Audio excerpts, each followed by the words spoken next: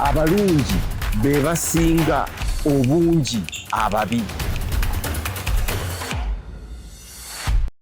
Abandaba mwebale Victory Church Impact mwenna abaweereza abalokole abasumba mwebale kama abaweekisaaki. Leero njagala kwogera ku media, tenjagala okulabula abantu nti emirundi egimu ngenda kutandika kwogera oluzungu nno. Nange ebintu mbiwandiika mu luzungu, nange nayononeka. Baatuyigiriza oluzungu. Ayo omuntu ayinza n'okubuuza nti olowooza mu lulimi ki? N'omugamba nti ndowooza mu luzungu. Kale omuntu okulowooza mu lulimi olutali lulwo nakyo si kintu kya bulamu. Media egenda kukola ki mu kiseera kino nga tugenda okulonda? Nti media is the most powerful, lethal and dangerous. Egenda kuba ya mutawaana nnyo mu biseera bino, naddala omwezi guno n'ogajja n'ali awo. Bwe bate yabadde dda. It can make you or kill you. Nga kati bw'olaba abafuzi baffe abo bonna abeesimbyewo bannaye, twandibadde tetubavuma, twandibadde proud of those people fena, kubanga bannaffe betulina, tubeere proud of abantu abo abeesimbyewo, kubanga si kyangu nakyo okwesimbawo. Naye media sebe eyinza obbatta, obbatemula oba obbazimba. It has both power and propaganda. Ekyo tukimanyi. Obuyinza ne propaganda. Propaganda kujubisa. Media ejubisa. Yinza okujubisa ekintu n'okyagala oba n'okikyawa. Ate nga n'obuyinza ebulina, kubanga yerina obuyinza obw'okujubisa, yerina layisinsi ey'okujubisa oba okulimba oba okwogera buli kimu. So in Uganda, media has not affiliated to the power of the people. Kyonna kyogerako nti media tebadde ku luuyi lw'abantu era tennaba, lwakubanga eri controlled by a chosen few who succumb to the power of propaganda and the mercy of those who control and determine their groceries on the table. Abo abamu bukati bafugibwa ani abagulira emmere ku mmeeza yabweka. Aba media tebakyaleeta nti mazima oba kituufu oba kisobo, wabula ani aguze emmere yange eka, oyo ye mutuufu era gwe nja okukola ki? Okuwagira. N'olwekyo media erimu ebituli byayo, ate mmwe abagiwuliriza ennyo nammwe mumanyi okumakinga sure nti you can detect ebituli ebyo ne muga nti ekyo nedda. Bwe mutabidetectinge tujja kufuna problem oluvannyuma amangu nga twakamala okulonda. Ate nga nvudde ku media ne tuba ne ku bannaffe abamu abeesimbyewo, naye nakiwandiise wano bwe nti abantu bano abamu balowooza mbu they have the monopoly of knowledge. Balowooza nti bo be bamanyi bokka, be bamanyi ensi gyeraga, gyeva, weeri, kwegamba balowooza nti bo be bamanyi bokka ebintu, teri mulala akikola kyakimanyi. Ekintu ekyo si kirungi, kubanga kizaala dictator. Kasita omuntu alowooza nti alina monopole y'amagezi, monopole ku magezi ag'ebyenfuna, monopole ku magezi ag'ebyennono, monopole ku magezi ag'ebyenfuga. Kati omuntu kasita alowooza nti alina monopole, oluusi ekyo kizaala dictator. Nti kiki tukole tutya? Nti tetusaanye kutunuulira nnyo ku tayito ya muntu, kubanga abatekinga monopole eyo bo banyigiriza okulaba omuntu nti obeera kitono nnyo oba mwavu, obeera nothing, nga tosobola bakyalenjinga. Bakukendeeza mu buli ngeri paka lwowulira ng'oli nothing, nga tokyali mu nsa. Awo bo baba bafunye kyebakola ki? Kyebaagala, kubanga tosobola bakyalenjinga. Olwaleero tulina abantu abatiisatiisa bwe bati. bakufuula so small, unable, nti tosobola. Then bwe bamala kikufuula ekigendererwa ekyenkomeredde gwe kubanga tosobola kuba challenginga oba kubawakanya oba kubavuganya. Omuntu kasitaba nga ayagala nnyo okukubirwa enduulu abo abatasobola mu challenginga nga banafu. Waliwo abasumba baffe abamu abanafuya abantu nnyo. Kanisa yonna neeba nga nnafu nga tekyasobola ku challenginga musumba. Naye nga si lwakuba nti kiki, naye nga ye abanafuyiza. Abasumba baffe abamu bwe batyo banafuya nnyo ekibiina kyabwe to the point nti tewakyali asobola kuyimirira ku challenginga mukulembeze oba musumba oyo. Ne bwaba artist, ne ba artist nabo bakikola. Banafuya abantu, baba nafuya baleme kuba challenginga ku nnyimba ze bayimba oba mbi oba nnungi. Ne baba nafuya nnyo ne bababuulira ebintu ebya wansi ebinafu. Luusi ne baba bawemula ne bayimba ebintu ebitagasa. Ate ne bakunafuya nga beeraga ku TV nga bali mu mamotoka amapangise. Baba banoonya engalo z'abo abanafu bazibakubire, naye nga tebalina kye bajja bagamba bo nti abange muyimbye bubi oba bulungi. Kale nno okunoonya engalo applause y'omunafu nga ate gw'ogenderedde omunafuya asobole okukubira engalo, si kirungi. Abakulembeze baffe abamu banoonyeza nnyo applause y'abanafu era ne batutuusa okubanga tunafuye nti tekyasobola kulowooza nti gundi oba olowooza nti gundi bw'atabaawo ensi efa, nti oba enkomerero etuuka nga gundi afudde. Ng'omuntu omu bwe yagamba nti Jomo Kenyatta bwe yafa e Kenya yalowooza nti ensi efudde yonna. Na kino kituuka kasita omuntu onafuye ennyo abantu b'okulembera ne baba nga tebakyasobola kuchallenginga. Oluusi olina obba challenginga, oyinza okuba nafuya ddala n'ebintu nga biri authentic, nga ddala mazima, biri ethical, bintu bituufu byonna by'obagamba. Ne bawulira obunafu nga kye beetaaga bo nabo ku pulling up their socks basobole okutuuka wooli. Naye nga ekyo ekyokunafuya abantu ne tufuna emizira gyabwe kye kituleetedde abantu okuba nga balonda bubi, n'ekirala ng'abantu batya buti abo ababakulembedde so si kubawuliriza oba kubaagala. N'olwekyo ŋŋamba ki mu byonna nga tumaliriza nti twandiyize nnyo obuteetwalira mu mannya g'ebifo ebyo bye batuyita nti nga bishop, archbishop, titles ezo. Twandyewaze nnyo abantu okulowooza nti tulina kubeera defined by those names instead of being defined by our characters. Character meaning, is it a right character or is it a non-righteous character?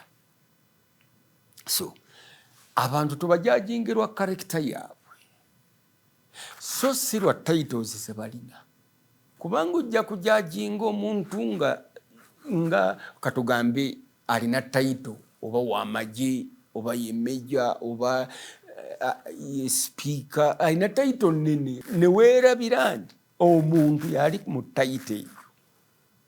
N'olwekyo abantu nabo abo balina titles ezo ne bwe baya president ne bweba ya loop simanyi opposition leader tuleme kulowooza nti tuteekwa kumanyibwa by those titles. We should be known by our characters. Kigendererwa kya programu eno. Character lwaki mu theatre tudealinga with the character, mu film tudealinga with the character. Nkyogera nnyo emirundi mingi nti wano mu ggwanga we lack a national character. Tetulina national character. Tetuli proud of who we are as a character people. Tetuli. Era kyovola buli omu ayisaamu munne amaaso. Kubanga ffenna tetuli proud of who we are. Kale buli omu ajjaga nti oyo yaani ako kale kisikoogera keekaani ng'avuma. Nga nange bwe mba omusiru okutuuka awo nga nange nnyongeramu nga nange nvuma. Kubanga ffenna tetulina pride kubeera bannayuganda. Tuneneŋŋana buneneŋŋanyi ng'embwa eziwereddwa amagumba 3 nga zo ziri 6. Mu kifo kye zandibadde n'amagumba 8. Buli emu efuna eggumba lyayo wabeerewo n'abiri agakoze eki agafisse. Character. Tetulonda character bannange wano mu ggwanga. Tulonda abantu olw'okubanga bali right. That is all. Kyekimu ku kitusudde. Kyekimu ku kye tulina okukyusa. Tulabe nti tunoonya character ya muntu. So si ebyo byalina. Oli ajja kuva eri abagambe nti ye yasomera mu Harvard, yasomera mu Gebbeyi mu America, Princeton University, waliwo amalala Cambridge. Taito agirina. Naye education tekola character. Education can contribute to your character. Naye character ekolebwa ebintu birala nnyo. Endowooza, amaka gy'ova, ekyoyagala okukolera abantu, kyoyagala okwekolera, amaka ago, biki ebyo byonna. Kyova olaba nti theatre nga bw'amalaaya tebigenda kuggwaawo. Lwaki? Siwagira nti bw'amalaaya. Naye obw'amalaaya kitajja bumazaawo kubanga abantu badiringa n'abantu. Teri kintu kiggwawo nga kidiringa na muntu. Theatre naye ekolagana butereevu muntu kuki ku muntu. Character kuki ku character. Character ennungi ne character embi. Character ennungi ng'ewangula character embi emirundi egisinga, era firimu good overruns evil. So character ennungi ewangula kiki ekibi. Tukole tutya okubanga tetulonda abantu abadesiringa okwagala okumanyibwa obumanyibwa nga baagala kukola linnya. Tulina ba-artists abaagala obwagaza erinnya. Abo bakola buli kintu, kibe kiyonjo kibe kijama bajja kikola nga bo baagala linnya. Fame. N'abeebufuzi waliwo abaagala okukola obukozi history. Omukulembeze okulwako ennyo ku byobufuzi oluusi oyinza okusanga nga kakati takyafaayo nnyo kwekyo ekyamuyingiza mu byobufuzi, wabula afaayo kulekawo byafaayo nti yafugira eggwanga emyaka 5 nga kyekimusanyusa ye era nga kyayagala era kyagoberera. Mwe muli eno mufuba olinga ye kyayagala kola history nti yafuga eggwanga emyaka 6 oba 7. Simanyi abo nno beebo betwawula bwe tuti mu bika 2-3. Somebody, nobody, ne non-entity. Abantu abasinga ffenna twagala okubeera ba somebody. Naye si buli muntu nti asobola okubeera somebody kubanga engendo zaffe zanjawulo. Omulala yazaalibwa mu maka maavu, omulala mu magagga, omulala mu malogo, omulala mu matamiivu, omulala mu broken home. N'afuba naye weesanga nga alemeddwa okubeera somebody olw'ebizibu ebimwaŋŋanze mu kukula kwe, mu nkola ye, banne, mikwano gye, famire ye, ekika kye, eggwanga lye. Kakati abo ba somebody be batuleetera ate problem okwidentifyinga ba nobody. Kubanga bw'omugamba nti owange katugambe n'ogamba kati CEO w'ekibiina ekinene nga ekya media oba nga ebyo ebinene ennyo media MTN biki ebyo UTA, n'omugamba nti owange Alex omumanyi CEO ajja kuba nti oyo that's a nobody. In that somebody ate atuleetedde okumanya nobody.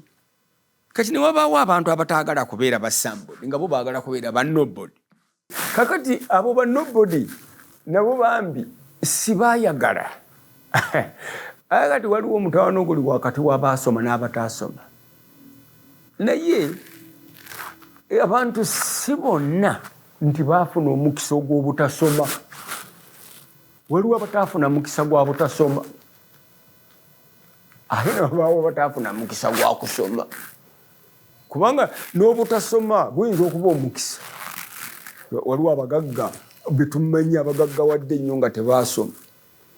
Naye waliwo abantu abataafuna mukisa ogwo obutasoma. Abalala ne batafuna mukisa gwa kusoma. Naye nga bonna bali wano weebali. Ate nga bantu bategeera. Ne wabaawo abo abaga nti nze saafuna mukisa ogwo, saafuna kino.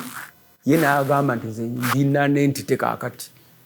Kakati oyo nonentity ba somebody tebamumanya. Oluusi ne ba nobody tebamumanya. Beebo betutwalira ebitole bya sabbuuni mu kulonda. Tali anamanyi namuga tukwata ekitole kya sabbuuni kino akalulu kawe gonoolaba nga akutte kino. Nonentity. Ate abantu abasinga abamu ekyo kye baagala okubeera. Bw'omuga try to be someone. Aga nti ndeka onjagaza ati.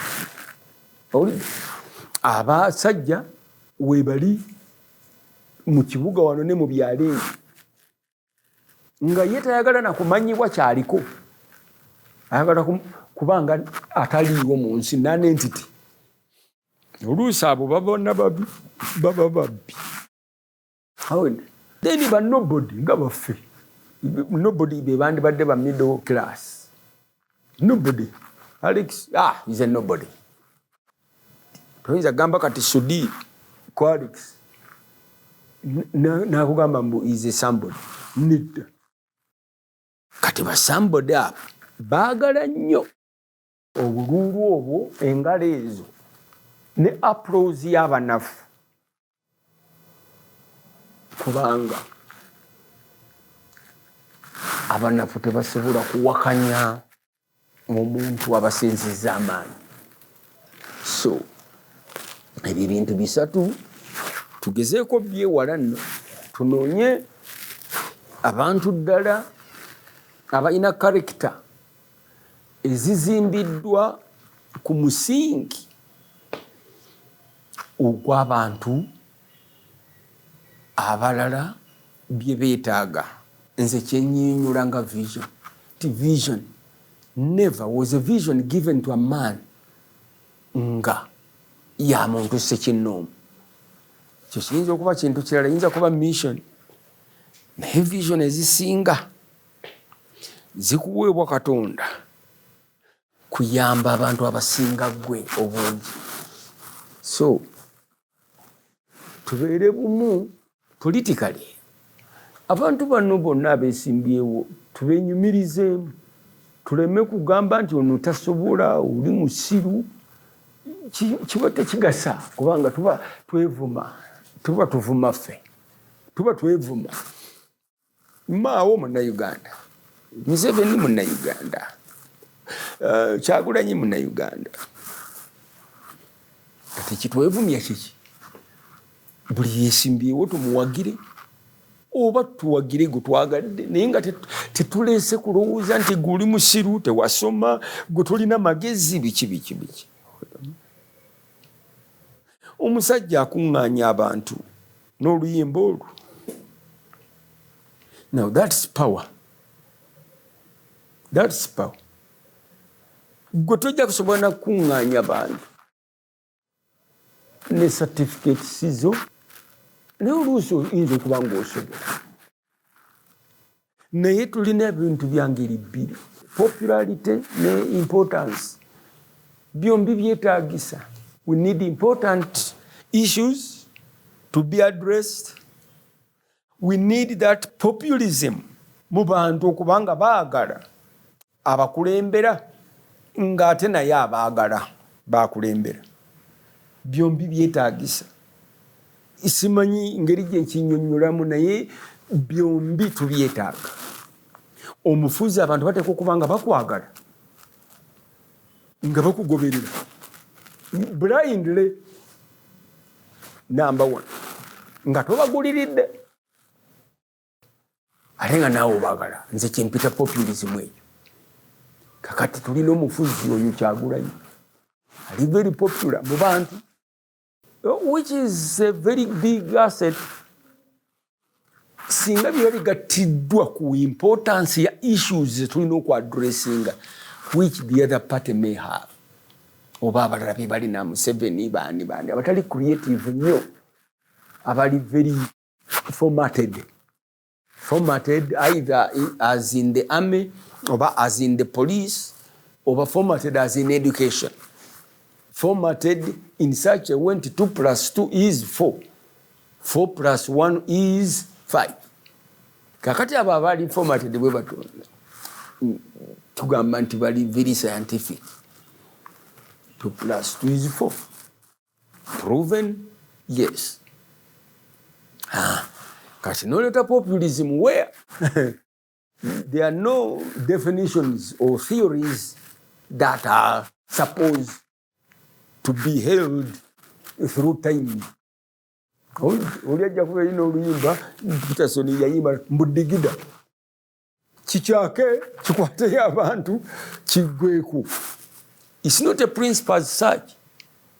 Naye ate ku ssaawa eyo kikwatira abantu pawa ebeerawo. Eyo omusajja ayize oluyimba okukyusa abantu abo bakotteko.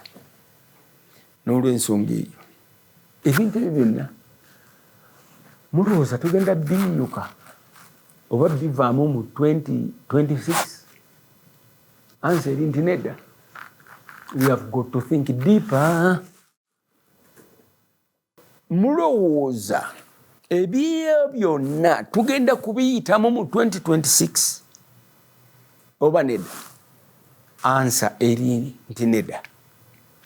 We have got to think deeper than we are doing right now today. Lwa nsonga tetulowooza buziba, tetulowooza wala. Tuli ku mmere yaffe ey'olwaleero, kitaffe ali mu ggulu, erinnya lye litukuzibwe. So nga lyatukuzibwa dda, obwakabaka bwe bwajja dda. Kale nno Katonda atuyambe ebintu bino byonna tubiteekemu omwoyo omutukuvu obwa Sseruganda n'okussa ekimu tusobole okuyitawo mu 2026. Emirembe gibeere nammwe. Mukama abawe ekisa kye.